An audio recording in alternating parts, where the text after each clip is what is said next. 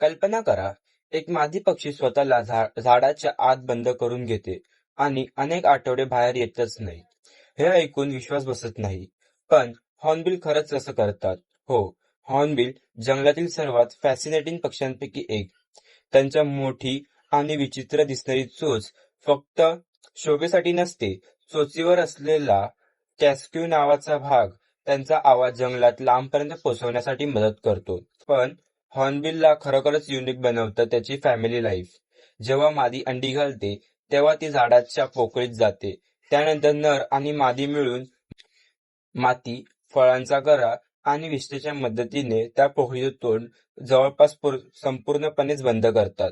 पण एक छोटीशी फट उघडी ठेवतात आणि पुढे अनेक आठवडे मादी आणि तिची पिल्लं त्या झाडाच्या आत राहतात. या कालावधीत नर दररोज अन्न आणतो आणि त्या छोट्याशा फटीतून त्यांना खाऊ घालतो.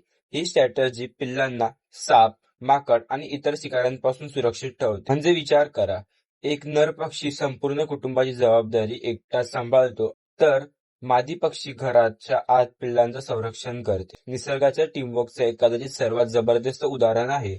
तुम्हाला वाटतं की हॉर्नबिल हा जगातील सर्वात युनिक पॅरेंटिंग पक्ष्यांपैकी एक आहे? कमेंटमध्ये हॉर्नबिल लिहा.